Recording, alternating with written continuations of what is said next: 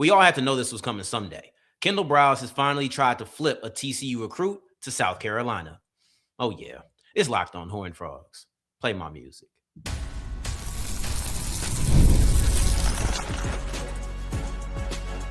You are Locked on Horned Frogs, your daily podcast on the TCU Horned Frogs. Part of the Locked on Podcast Network, your team every day.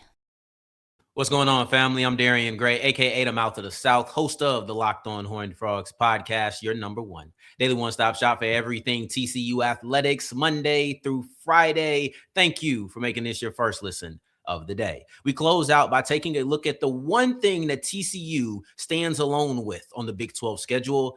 Spoiler, it's not good. Segment 2, men's basketball needed that comeback victory versus Oklahoma State. It counts more than just one win.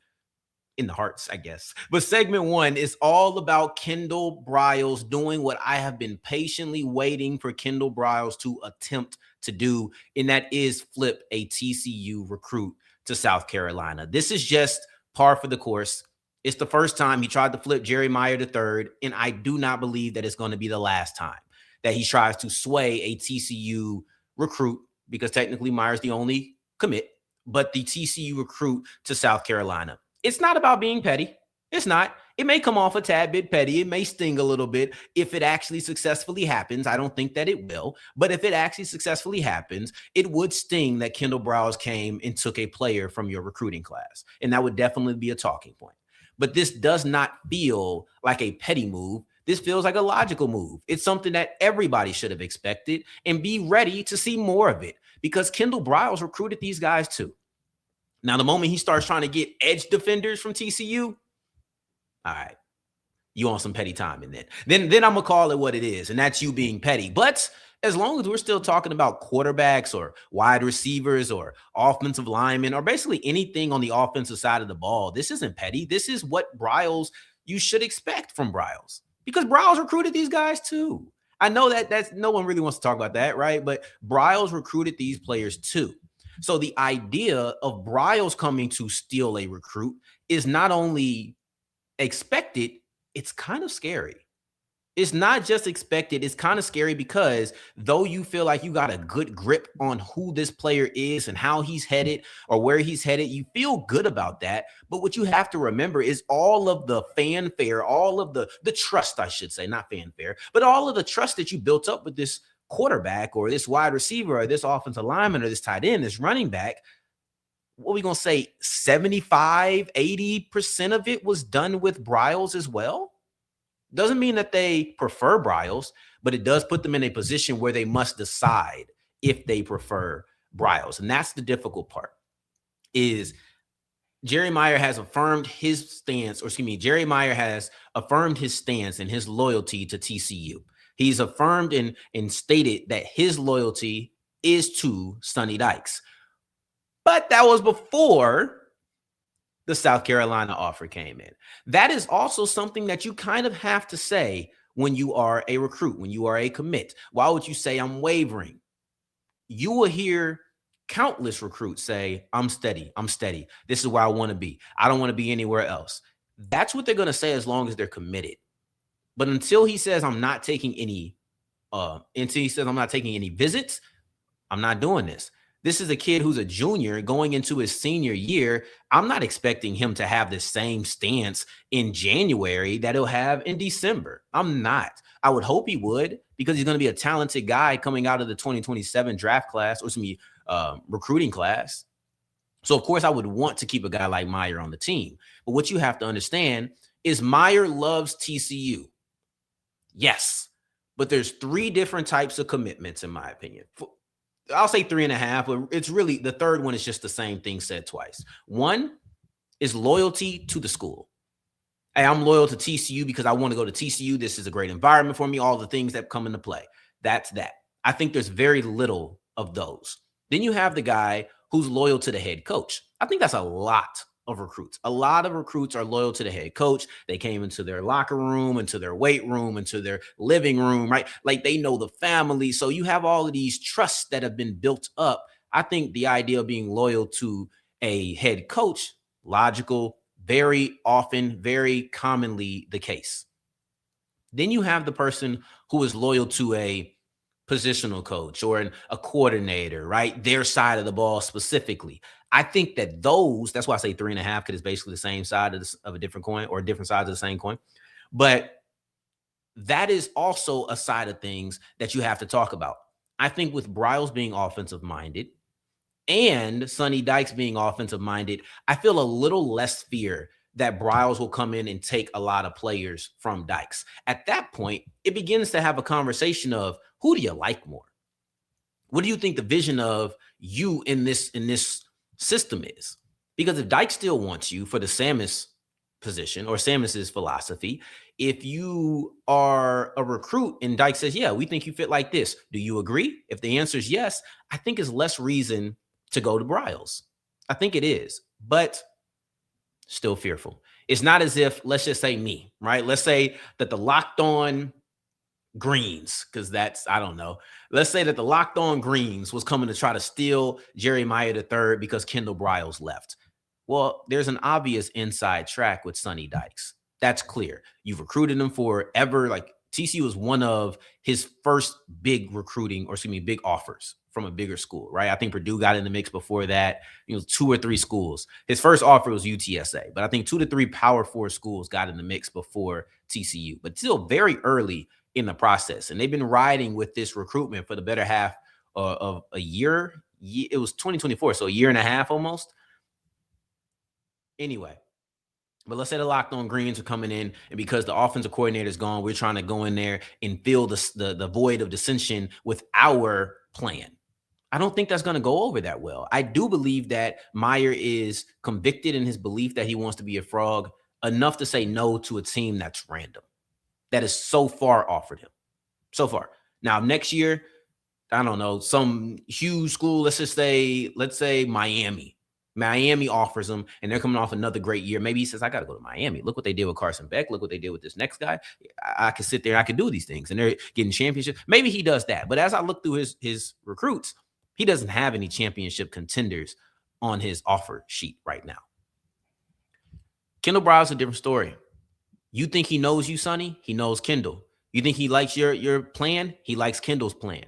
So now the question just becomes, whose plan weighs heavier in the mind of a guy like Jerry Meyer?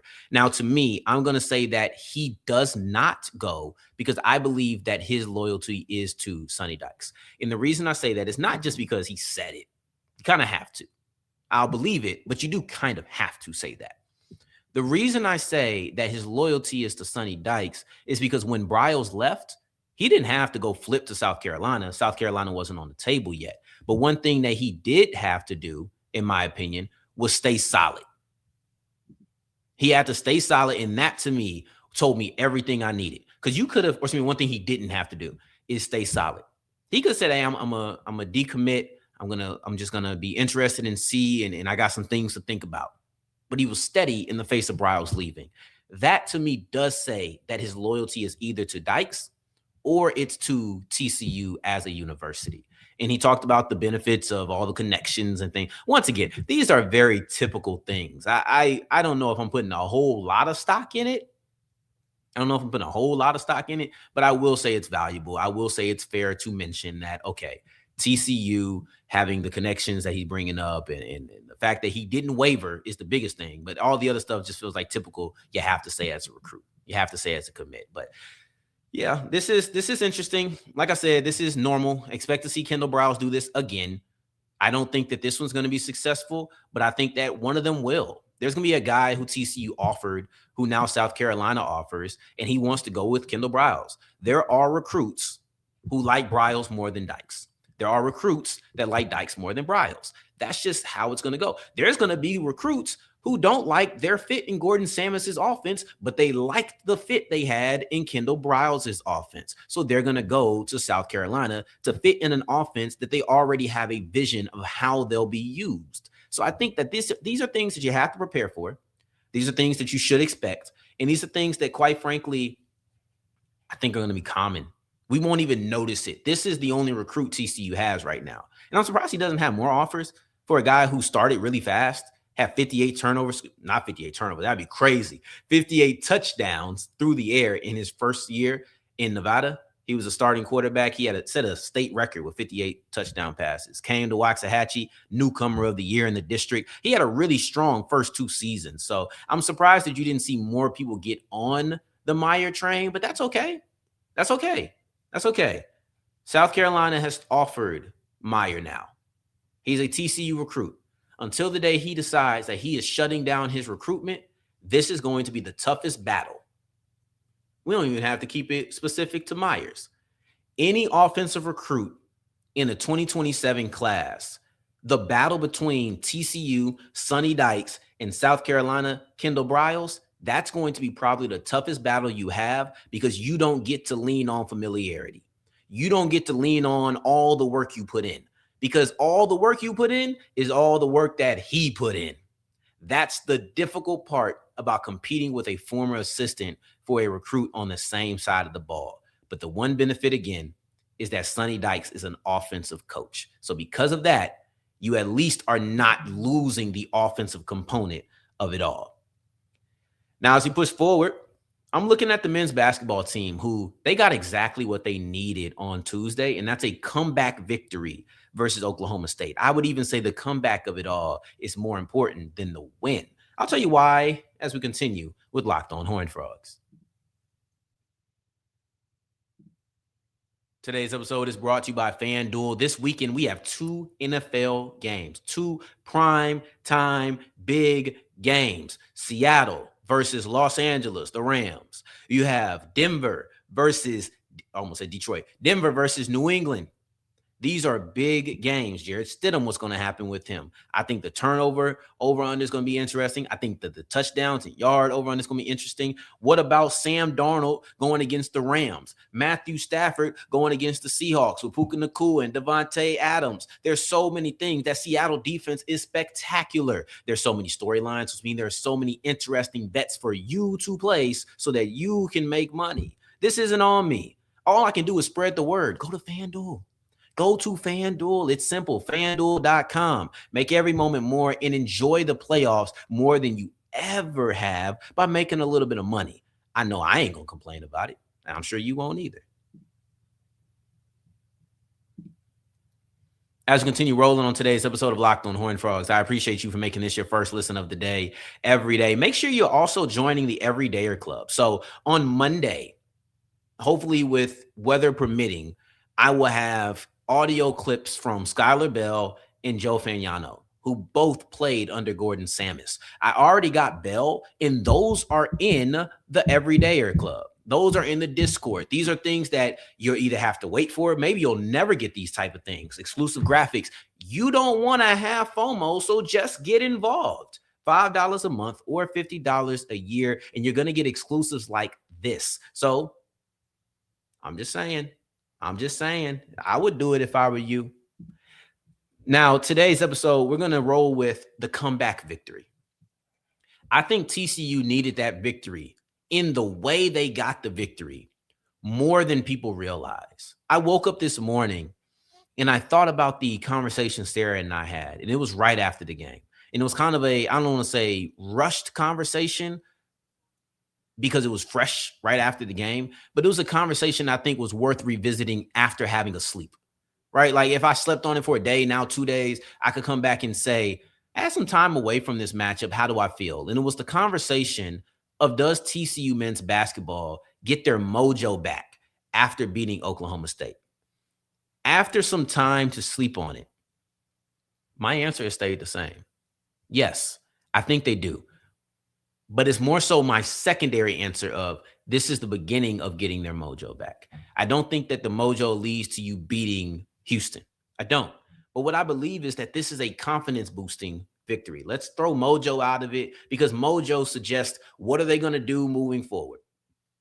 Are they going to go on this run? Like, that's what mojo kind of suggests. That's what it sounds like. And I don't think that's on the table. I don't think they're going to go on a run. I think they can beat Baylor. And had they lost that game, maybe they don't. Maybe they don't. I still don't expect them to beat Houston, whether they lost or won that game. But the way that this game played out, I think, should give everybody on that roster confidence. I think that TCU men's basketball needed a comeback victory more than they needed a victory, because they had to prove they could do it. They had to prove with their back against the wall, and not just from a 4-game losing streak. Their back was against the wall from what happened in the previous 35 minutes of action. That's when their back was on the wall. How do you respond? And I thought they did a good job doing that against Florida, but that was a long time ago, and it was a little different.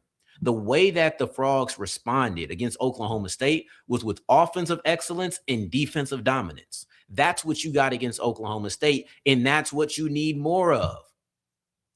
To me, the fatal flaw for TCU is the fact that they go on droughts regularly. Every time I feel like I'm watching a game, you get 2 droughts, 2 3 to 4 minute scoring droughts where you score absolutely nothing, or maybe you get a free throw sometimes. You took a team in Oklahoma State that was the second highest scoring team in the Big 12, had over, I think 88 was what it was. It's now like 87, but I think it was 88 at that time, points per game. And you kept them under 70.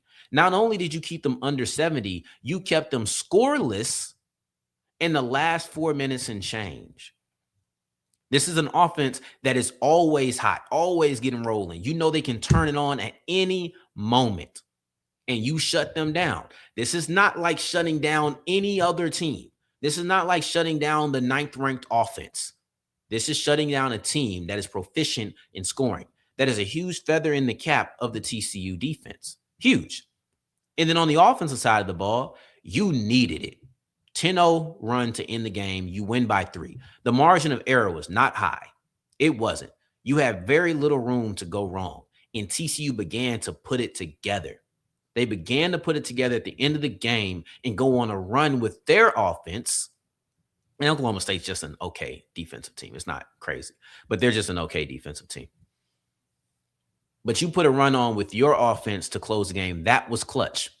You had both offensive and defensive performances that, in my opinion, were the reasons you won this game. If your defense allows 2 threes, that's it. 2 threes. Allow 1 3, we're probably in OT. You're allowing 1 3, maybe they win this game. I think the momentum was heavy in this one. But you let up 2 threes, it's over. You're trying to come back, and you allow 2 buckets. Even if they weren't threes, 2 twos, 4 points. You win by 3. Now, things change, obviously. But I think that if you would have let them get any sort of play that could have stopped your momentum, specifically a 3-pointer, though, I think that this game goes the completely opposite direction. I really do. So for you to show up in that moment back against the wall, I think it was nice to show you could do it. Had you just beat Oklahoma State, okay, that would have felt good. That would have been a big win for you. And it would have felt like finally you had the monkey off your back. Because can't nobody tell me that they didn't feel the pressure. Can't nobody tell me that there wasn't any tension in that locker room after being on a 4-game losing streak. Now, I know I've come on here and I've talked about Jamie Dixon's job security and things of that nature, but throw that out the way. Even if you feel like that's an extreme, let's throw that out the way.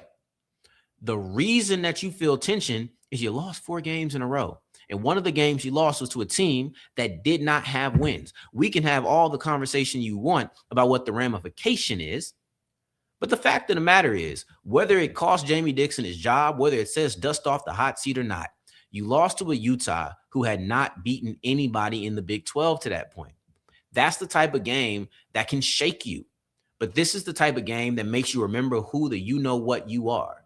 Because you are a team that can score. You are a team that can defend. And I think what David Punch is doing right now in these last 2 games, his back-to-back performance, to me, are the most impressive things because he's stringing together games that he had not strung together all year long. So you're looking at 60% from the field on 10 or more shots, back-to-back games. He just did that. He hadn't done it all year. He hadn't had back-to-back 10, and specifically games with 10 or more shots. So you look at a game like, because I think he did it one time. Oh, he did it at the beginning of the year. UNO, 69.2 against, can't remember who this second game was. St. Francis. Yeah, St. Francis, 83%.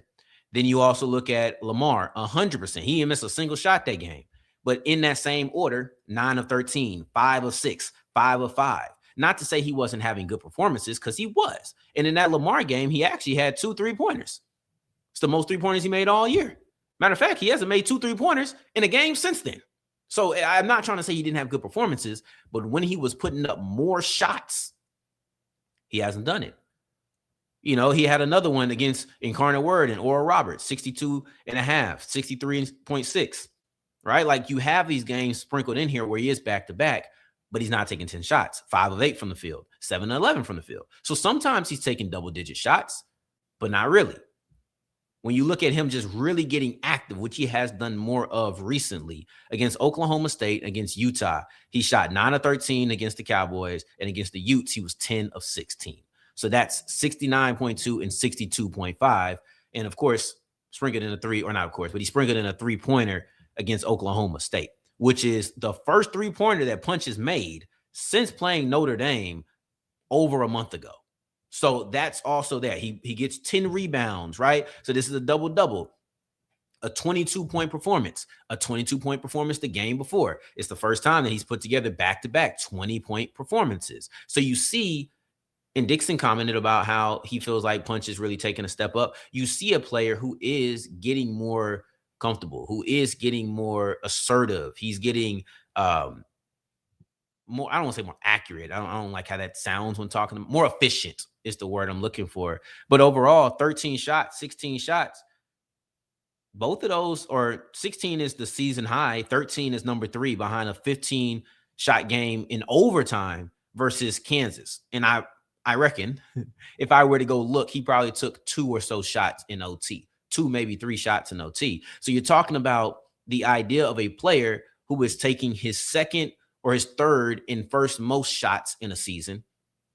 He did have 13 shots against UNO, but first and third most shots in a season. He's having some of his best percentage from the field when taking more shots, taking 10 plus. He's having great efficiency, and he's also pairing it with rebounds. He's safe with the ball, only 1 turnover in these last 2 games combined, and he's getting 22 total points.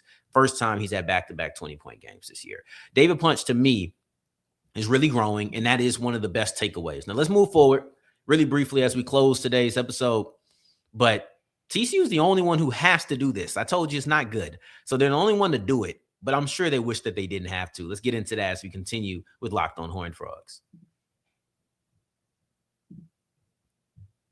Today's episode is brought to you by TurboTax. I don't know about you. I'm not a big fan of having to do my own taxes. Anytime I can get out of them, I will. And TurboTax allows me to no longer let tax season take over my life. I can go live a life. I can go record a podcast because I pass it off to TurboTax. Yes, it's simple.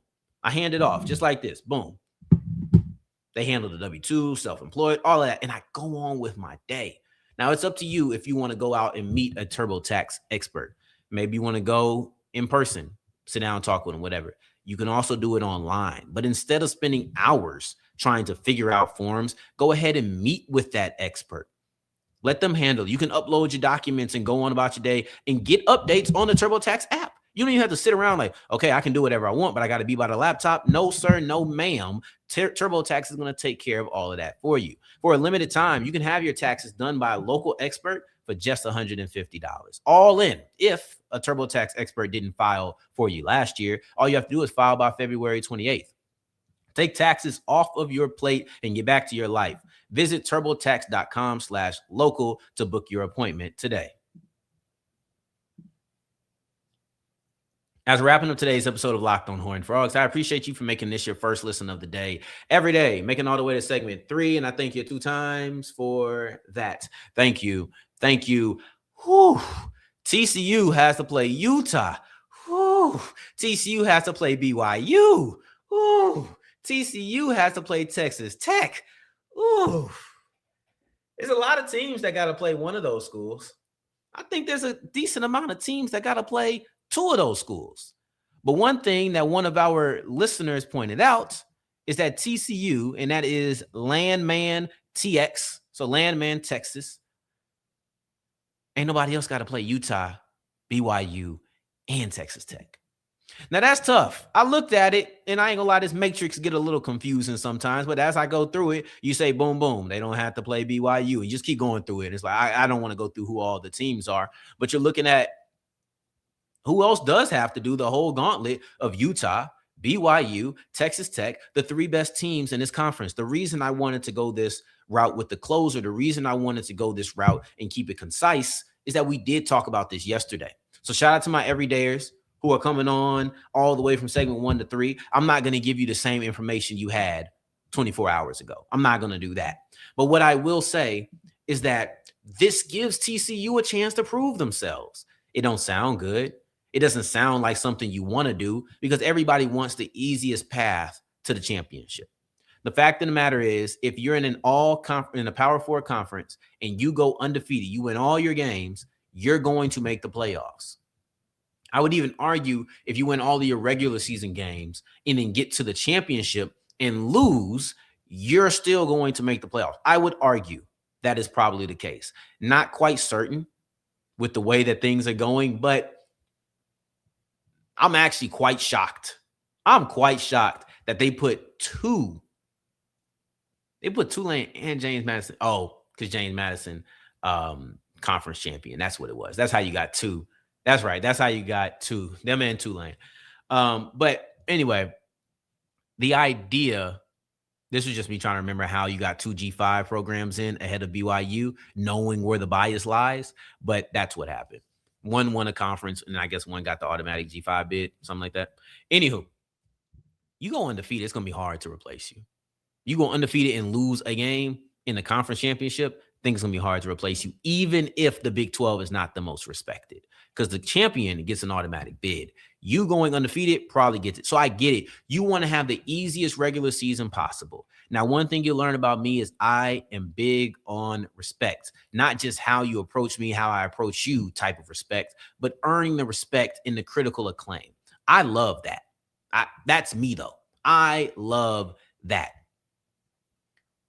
TCU has a chance to beat Texas Tech, Utah, or BYU. I'm not saying you have to play that gauntlet and go 3-0. I'm not putting that responsibility on the Frogs. But what I will say is that if you beat Texas Tech, you immediately look different. If you beat BYU, you immediately look different. If you beat Utah, you immediately look different. And not only do you look different after any of those victories, you look different for a couple of weeks, especially if it's not fluky. Let's drop that game any point in the season. Any point in the season. I could have just lost to Arizona State in the fashion I lost to Arizona State. If I come out and I beat Utah the next week, big win. I come out and I beat BYU after having two back-to-back turnovers turn into touchdowns, right? That's still a big win. It's one of those things that erases a lot. There are wins and losses that erase context that happened before and context that is on the horizon, right? Like if I lose to the worst team, unless I'm just the best team, if I'm a middle of the pack team who loses to the worst team in a conference, they're going to look at me a certain way. Doesn't matter if I just had a solid win. They're going to look at me a certain way. The next couple of games, doesn't matter if I win them. They're going to look at me a certain way. Now, flip that. If I have a game against a big-time team and I'm a middle-of-the-pack squad and I win, now my stock has been elevated for the next couple of weeks. You're going to have to pay that off. You can't just go lose two back-to-back games. But as long as you are losing normal, not losing big, and you beat this big-time team, people are going to change the way that we look at you. So that's what I say. TCU has the opportunity to earn a lot of respect by beating a team, and there's three of them, three opportunities, beating a team that is highly respected in the conference. You go out and you beat Texas Tech, beat BYU, you beat Utah. Watch the way that Texas or that TCU is spoken about over the next week. Just listen to it. And I don't mean listen how fans talk about it. Listen how other people talk. Go seek out the opinions. And I promise you, the way that's spoken, unless TCU looks absolutely garbage before, it's different. If you look good, they may be talked about like they're great. If you look average, say, oh, this team might actually be good. It is an absolute changer to have that type of victory. So we'll be back on Monday. Like I said, we'll be talking about some of the things that I got from Skylar Bell, Joe Fagnano, as long as weather permits on the Fagnano part of it all. But I can't wait to share this with you. Bell talked about the idea of what you need to play wide receiver under Gordon Samus. Great content. You don't want to miss it. But if you just sign up for the Everyday Club, you can get it already and not have to wait until Monday or Tuesday because I don't even know which of those days I'm going to do it. In the meantime, in between time, I'm just saying, take care, stay blessed. Peace.